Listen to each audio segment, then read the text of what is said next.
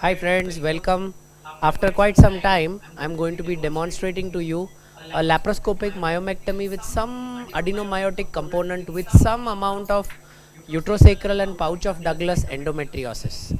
So that uterosacral and pouch of Douglas endometriosis we have released already, and now we are having our hands on releasing and making sure that the entire myomectomy is done completely for the patient. She is a young girl, married, wanting to have a natural conception, and usually, as you are aware, we will not be using any vasopressin in any of our surgical cases. So there is no vasopressin. Okay. Now, despite all of that, if you end up dissecting in the correct plane, then usually you will also end up getting the correct outcome. That is the thing. So please be correct as far as your planar dissection is concerned. And if you notice here, we will first make our incision, just broaden the incision, make sure that we have reached till that level. See that on the lateral side, one side. Now always when you have a large fibroid here, always cut a little bit more than what you think you want to cut. Okay, if you think that you have to cut, let's say till here, then go that little 1 centimeter more and cut it, because extraction becomes easy. Then you don't have to struggle with your extraction. You can just, it will come out like a breeze. Okay, I have this habit of making sure that I will coagulate these channels, because these are the channels which will otherwise unnecessarily give us a bleeder and unnecessarily spoil our field of vision. So don't do that. Just make sure gently, very gently. The word here is genuinely the most important word in a myomectomy is actually gentle, because see, no pushing, pulling, no myoma screw, no forceful handling of the tissue, nothing. Okay, just clean dissection. If you are able to achieve a good clean dissection, okay, I am using Alice, so just wanted to show that to people. I do not use, as I said, I am not a very big fan of using myoma screws. I don't like using myoma screws, to be honest. I find that somehow, no, I just find the instrument very uncomfortable as a myoma screw. I am sort of not comfortable with that.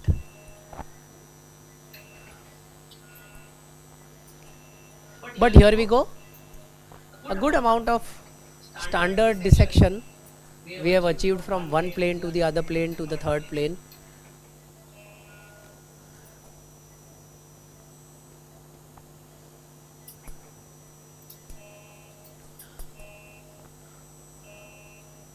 So here we are dissecting. See that, good dissection done, very nice dissection done there. And you will notice that without any damage to the endometrium, okay, though it was right in front of the endometrium, so without any damage, without so much of shusha, the whole fibroid, okay, is done. It's going to come out. Not so much of bleeding also, because we have ended up coagulating a good proportion of the base. Now, once upon a time there used to be these debates where, people would be not so keen as far as the window for coagulation would be concerned, but I think that has now become a history, because the healing of the myometrium is completely dependent upon the obliteration of the dead space and the speed at which you are able to obliterate this entire dead space.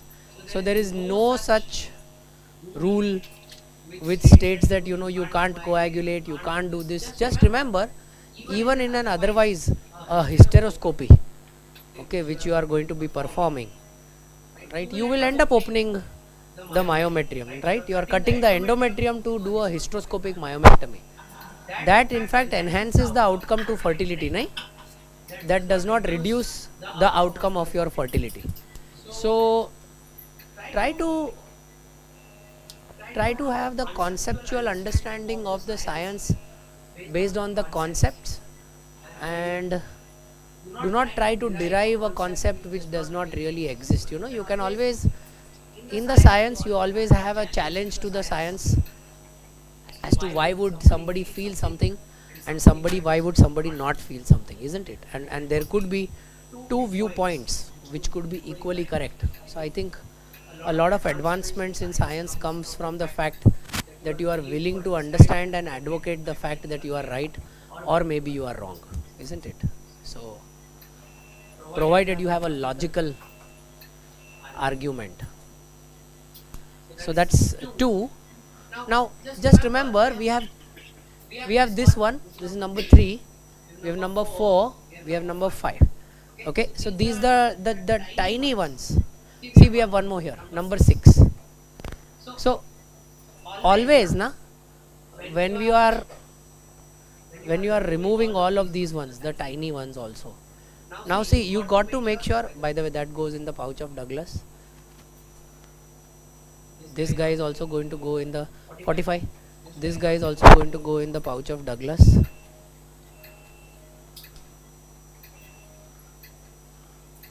This person will also go in the pouch of Douglas.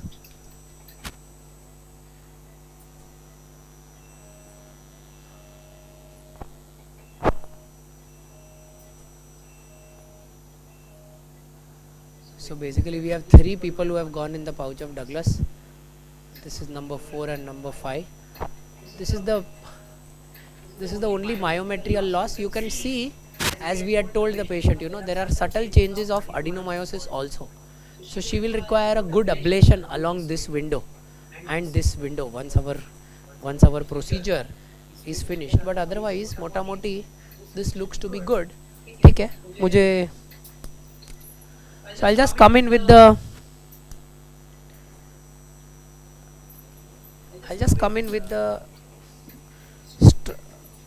barb suture to push it in. That's a great work done there by Rasik. If you see, he had coiled the entire suture and given it to me in my hand. Oh, there is one more fibroid here, so I'll just hold on. I don't want to miss out on this fibroid. De do.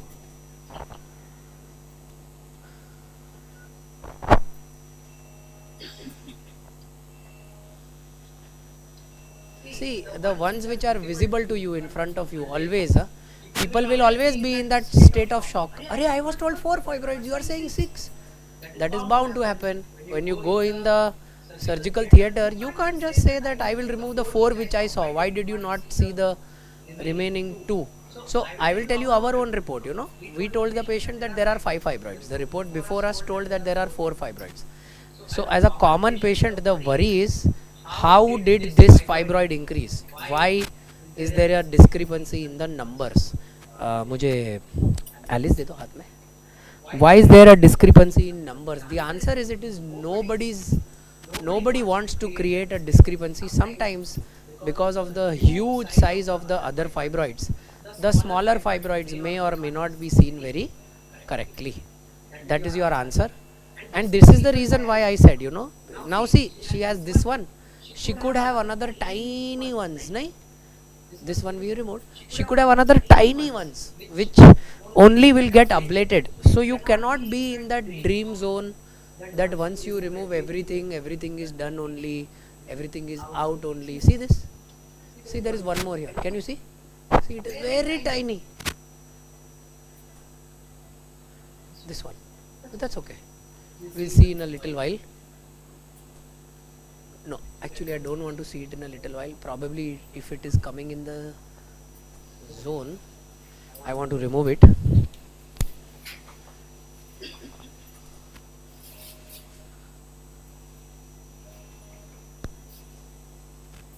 Acha, no, it is okay. ये fibroid नहीं है, vessel है. So it was not the fibroid actually. It is just the blood vessel. See that it is the uterine artery which was pointing out there. So sometimes it can happen, no? Good, no? See, I did not cut it. Otherwise she would have bled beautifully, nahi?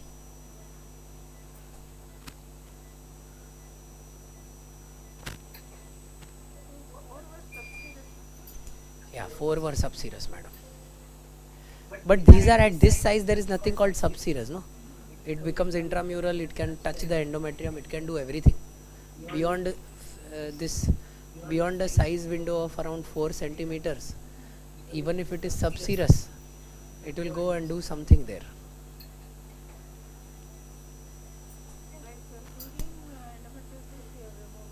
Yeah, seedling also we have removed.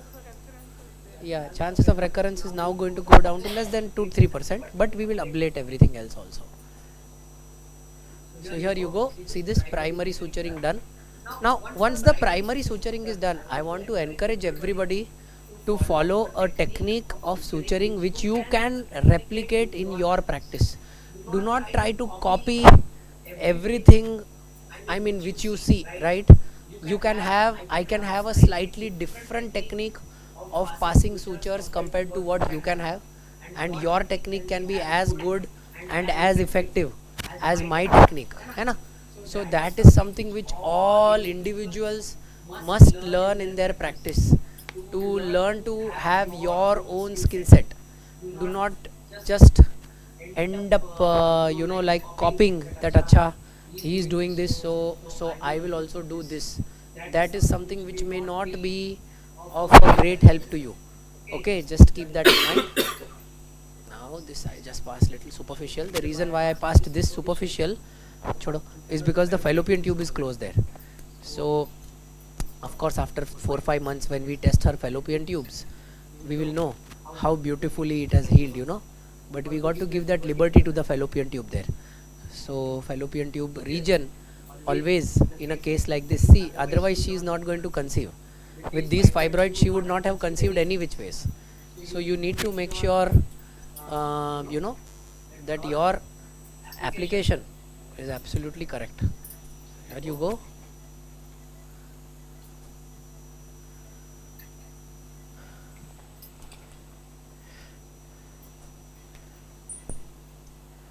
Now till this point I'll be little gentle here. Yeah, okay, so I'm happy with this.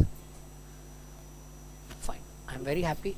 Sanchari can just suction off everything in the, so there's no much bleeding, see, no coagulation of the uterine, nothing so far, and there is no bleeding. It's no vasopressin, no depression. You can't really say that only when you use vasopressin the outcome is this or the outcome is that. Those days are gone.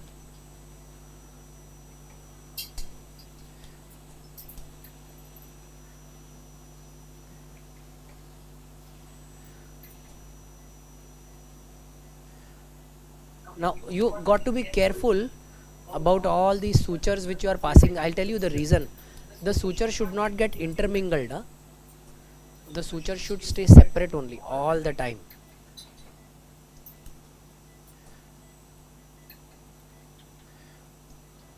And one more thing, if you notice, instead of using the standard needle holders, see, I am using Alice. So Alice gives you a good grip also. Just keep these small pointers in your head when you want to do such suturing. See, Alice gives you that grip. पीछे पीछे पीछे पीछे छोड़ दो, section बाहर निकाल दो. It's okay. We'll suction it later.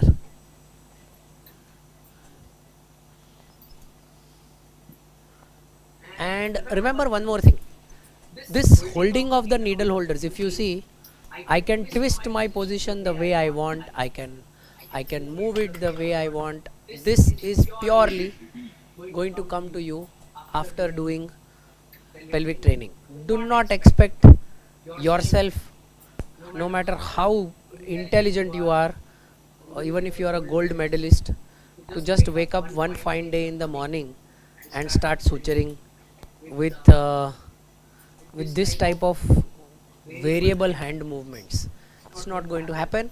You will require to practice, and you will really require to practice very nicely. Many people I've seen and I've heard, who will just practice once in their lifetime and then struggle when it comes to real life situations. So your struggle to the real life situation will come to a convincing end if you have practiced hard enough. Okay, so do not underestimate the values of doing pelvic training. See this? Now the entire bleeding has stopped. Everything has been cocooned off, which is exactly what we want.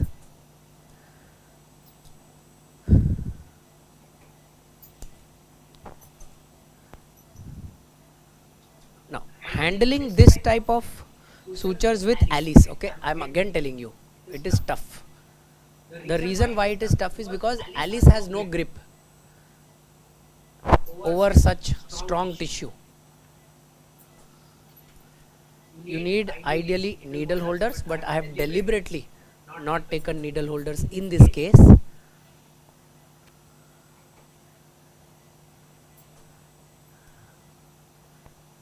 we go.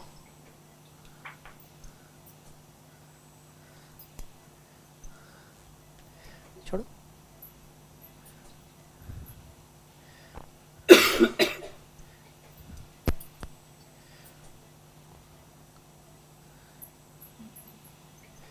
So that's my suturing at the end. See that it will just cocoon off everything, and now I will start the second layer. Now when I start the second layer, I may want to invert everything, and I'll just decide that based on what I see. So I think yes, inversion here is possible. I just want to invert all the layers amongst themselves. So when that happens, see the advantage is it offers an even better integrity to the tissue. You will just start noticing that. See this. See that? You know, there is no exposure of any raw area to the peritoneum, and that is the thing, you know, which really matters, okay, in a situation like this, for a patient like this who now wants to conceive. So when we try to talk about uterine remodeling and, you know, whatever we try to talk, remember, uterine remodeling occurs the best when there is no exposure. See this? It's all hidden now. Okay, this is something which you should probably learn. Okay, also remember that really there is no space available in this. What you are seeing is despite the lack of space. So often people think that this is so easy. It's the exact opposite. When you start doing this on your own the first 3 times, you will not be able to copy anything out of this, and you will be in a state of solid depression. Only after that, only after doing it for a few cases, okay, छोड़ दो, एक 15 ready करो. Only after doing this for a few cases on a highly consistent basis, you will be able to find out how much you know, you have reached, and how far you can go as far as this technique is concerned, because it is a time consuming technique. Okay, to learn this is a time consuming thing. Idhar 15 cut.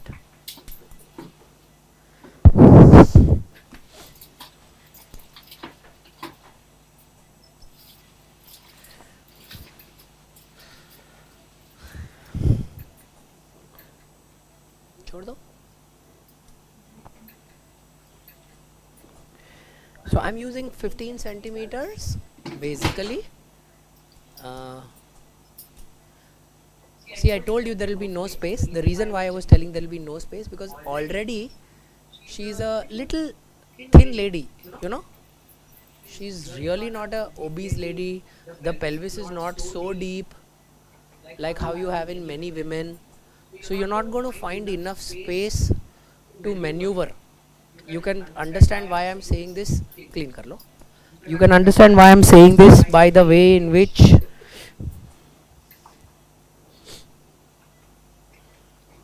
the suture is coming on my instrument. So when the suture gets held up on the instrument, such type of things do happen. We probably should be finishing in the next 4 to 5 minutes. Arun?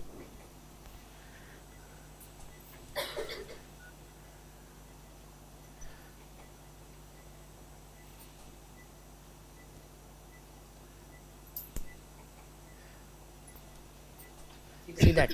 You can realize why I said this, that there will be no space, because genuinely there is no space.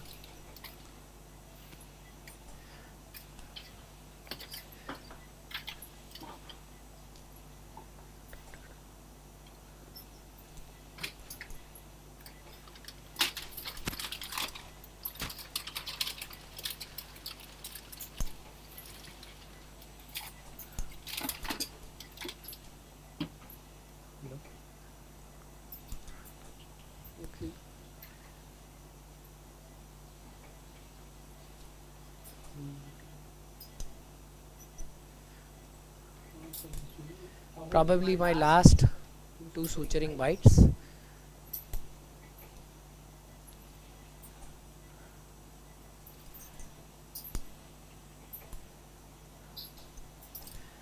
And with that bite, I think I should finish. So after I finish this bite, the only thing which will remain is extraction of this fibroids which are present here. Suction de do.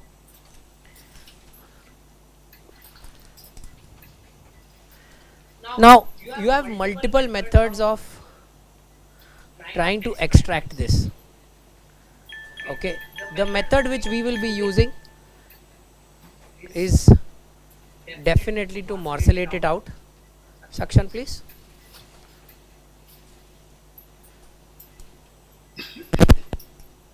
Hold there. You can see that clot there. All the tissue spaces are bound in that. So once we retrieve the clots out, I may want to consider to do a vertical colpotomy here. Let me see. She had little POD, infiltration of endometriosis, so I may want to consider to do that. And once I do a little bit of Reiki on that region, I will be able to make up my mind if I actually want to do that or not. Because if I am doing that, then the entire tissue will come out through the pouch of Douglas through a vertical colpotomy. Okay, so I'll just think and I'll decide. So thank you guys for joining us. This is one large one, this is that tiny, so we'll have to remove all the tissues through this. So thank you so much for joining guys. Bye bye, and take care.